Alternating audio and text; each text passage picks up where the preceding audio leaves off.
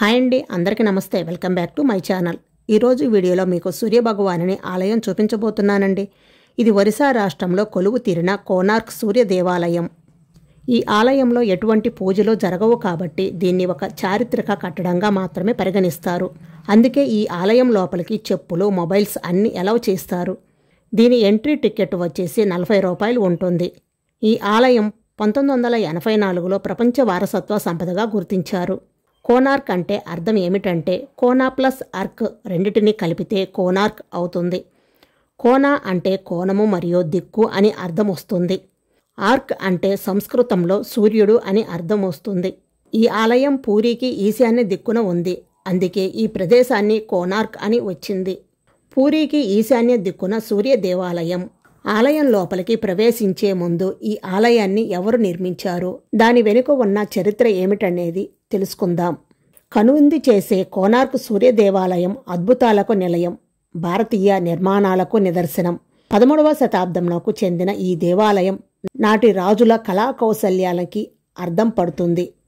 ఈ ఆలయాన్ని తూర్పు గంగా రాజు వంశానికి చెందిన లాంగువ నరసింహదేవ మహారాజు కాలంలోనే దీన్ని నిర్మించారు. దీన్ని 1236, 1264 మధ్యకాలంలో 12,000 మంది శిల్పులు నిరారంతరంగా కష్టపడి దీన్ని చెక్కారట. కోన అంటే కోణం, ఆర్క్ అంటే సూర్యుడు. ఈ రెండు పదాలను కలిపి కోనార్క్గా పిలుస్తారు. కుష్టు రోగం నుంచి విముక్తి పొందటానికి సూర్యునికి పూజలు చేసిన సాంబడు సూర్య భగవానుని ప్రతిష్ఠించి 12 ఏళ్లగా నిష్టగా పూజించిన సాంబడు 1984లో ప్రపంచ వారసత్వ ప్రదేశంగా గుర్తించిన యునెస్కో సూర్య భగవానుడు స్వయంగా ఇక్కడ పూజలు చేశాడని పద్మపురాణం చెబుతుంది. అయితే శ్రీకృష్ణుడు కుమారుడు సాంబడు ఈ దేవాలయాన్ని నిర్మించాడని వాదన కూడా ఉంది. తండ్రి శాపం వలన కలిగిన కుష్ఠురోగం నుంచి విముక్తి పొందటానికి సాంబడు ఇక్కడ మైత్రియ అరణ్యంలోని చంద్రభాగ నదిలో సూర్యభగవానుని ప్రతిష్ఠించి 12 ఏళ్ల పాటు నిష్టగా పూజించాడట. అందుకే సూర్యభగవానుని కోసం ఈ అత్యద్భుతమైన ఆలయం నిర్మించినట్లుగా చెబుతారు. 13వ శతాబ్దంలో అత్యంత పవిత్రమైన ఈ దేవాలయాన్ని మైత్రియ వనం అని, పద్మక్షేత్రం అని, నల్ల పగోడా అని వర్ణిస్తూ ఉంటారు. యునెస్కో దీన్ని 1984లో ప్రపంచ వారసత్వ ప్రదేశంగా గుర్తించింది. సూర్య భగవానుడు భారీ రథాన్ని అధిరోహించి వస్తున్నట్లుగా కోనార్క్ దేవాలయం విభిన్నంగా నిర్మించారు. ప్రతిరోజు సూర్యుడు వెలుతురిని అనుసరించి సమయాన్ని ఖచ్చితంగా కనుగొనే విధంగా దేవాలయంలో నిర్మాణాలు జరిగాయంటే ఆశ్చర్యం కలుగుతుంది. ఈ గుడిని కాలానికి గుర్తుగా చెబుతూ ఉంటారు. భారీ రథాన్ని తలపించేలా ఉంటుంది. ఈ దేవాలయం ఇది 30 మీటర్ల ఎత్తులో ఉంటుంది. సూర్య భగవానుడు సప్తహర్షుల రథాన్ని అధిరోహించి వస్తున్నట్లుగా ఉంటుంది. ఒకప్పుడు ఈ ఆలయం 2030 అడుగుల్లో ఉండేదట. ముఖ్యంగా ప్రధాన ఆలయం శిఖరం చాలా దెబ్బతింది. దీంతో ప్రస్తుతం 100 అడుగుల ఆలయమే కనిపిస్తుంది. రథాన్ని తలపించేలా ఉన్న దేవాలయం చుట్టూ ఉన్న 12 జతల రథచక్రాలకు చాలా ప్రత్యేకత ఉంది. ఈ చక్రాలు సాధారణమైనవి కావు. రథచక్రాలకి ఉన్న సువ్వల ఆకారాలు మరింత ప్రత్యేకమైనవి. ఇవి సమయాన్ని తెలియజేస్తాయి. సువ్వల నీడలను బట్టి సమయాన్ని తెలుసుకోవచ్చు. అత్యంత శాస్త్రీయంగా ప్రతి రథచక్రాన్ని దానికి అమర్చిన సువ్వలను చెక్కినట్లుగా స్పష్టంగా తెలుస్తుంది. ప్రతి రథచక్రాన్ని అత్యంత అందంగా అద్భుతంగా తీర్చిచెక్కారు. దేవాలయానికి కాలానికి గుర్తుగా చెబుతూ ఉంటారు. సూర్య భగవానుడు రథానికి ఉన్న 7 గుర్రాలు 7 రోజులుగా, 12 జతల రథచక్రాలు ఏడాదికి 12 నెలలుగా, 24 చక్రాలు రోజుకు ఉండే 24 గంటలకు గుర్తుగా చెబుతూ ఉంటారు. ప్రతి రథచక్రానికి 8 భాగాలు ఉంటాయి. ఈ 8 భాగాలను రోజులోనే 8 జాములకు గుర్తులుగా చెబుతారు. అవి గడియారం ముళ్ళు మాదిరిగా ఉంటాయి. వీటిని గడియారంలోని పెద్ద ముళ్ళుగా చెబుతూ ఉంటారు. ప్రతి 2 ముళ్ళుల మధ్య సమాన దూరం ఉంటుంది. ఈ దూరం 3 గంటల సమయం వ్యత్యాసాన్ని సూచిస్తుంది. ప్రతి 2 ముళ్ళుల మధ్య మరో సన్నటి ముళ్ళు ఆకారాన్ని కూడా చెక్కారు. వీటిని చిన్న ముళ్ళులుగా చెబుతూ ఉంటారు. పెద్ద ముళ్ళు చిన్న ముళ్ళు మధ్య దూరం 1.5 గంటల సమయం వ్యత్యాసాన్ని చూపిస్తూ ఉంటాయి. ప్రతి చిన్న ముళ్ళు పెద్ద ముళ్ళుల మధ్య 30 బీడ్స్ చెక్కారు. ఒక్కొక్క బీడ్స్ 3 నిమిషాలను చూపిస్తుంది. 30 బీడ్స్ 90 నిమిషాలు అంటే 1.5 గంటల సమయాన్ని సూచిస్తున్నట్లు తెలుస్తుంది.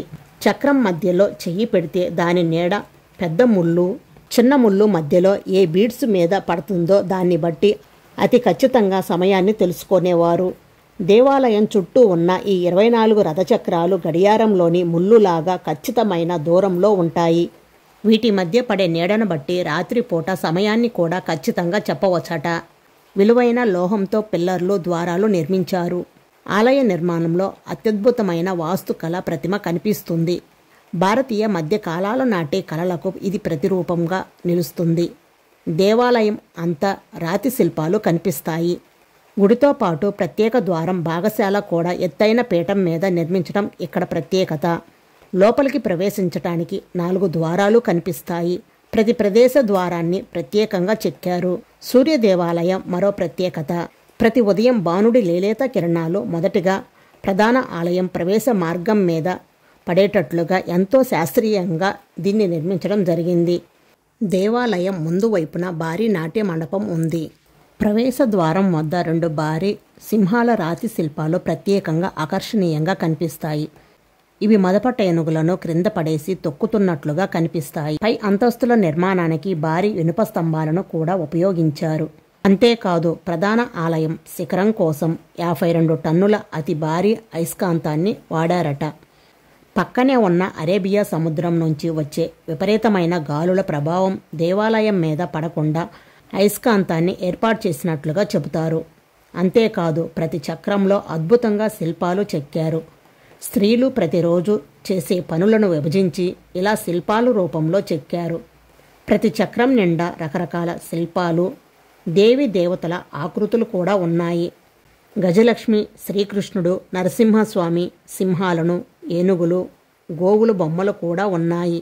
యుద్ధరంగంలో సైనికులు ఆయుధాలతో పొదిగిన గజాలు, అశ్వాలు అధిరోహించి ఉన్న భారీ దృశ్యాలను రాళ్ల మీద స్పష్టంగా చెక్కారు. దేవాలయం గోడల నిండా రకరకాల శిల్పాలు అద్భుతంగా చెక్కారు.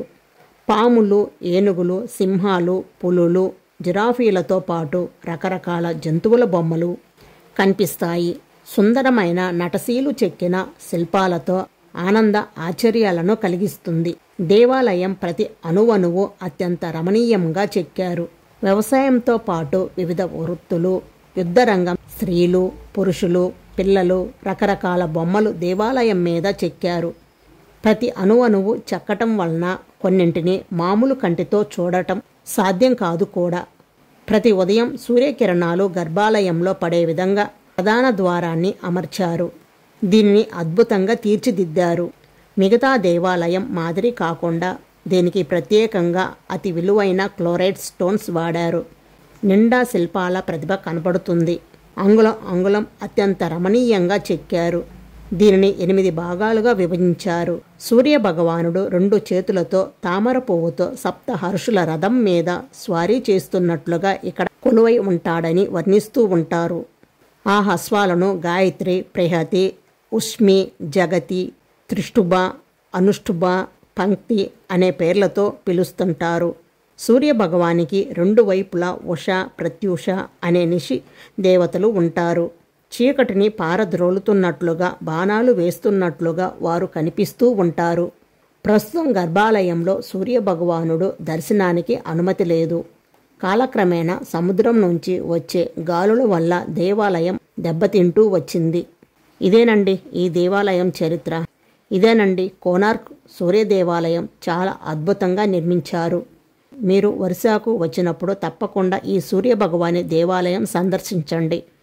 నేను చాలా వరకు ఈ దేవాలయం గురించి ఇన్ఫర్మేషన్ చెప్పానని అనుకుంటున్నాను. వీడియో నచ్చితే లైక్ చేసి మీ ఫ్రెండ్స్ అండ్ మీ ఫ్యామిలీ మెంబర్స్కి షేర్ చేయండి. అలాగే మన ఛానల్ని ఫస్ట్ టైం చూస్తున్నట్లయితే సబ్స్క్రైబ్ కూడా చేసుకోండి. మరొక లేటెస్ట్ వీడియోతో మళ్ళీ కలుద్దాం. Thank you for watching.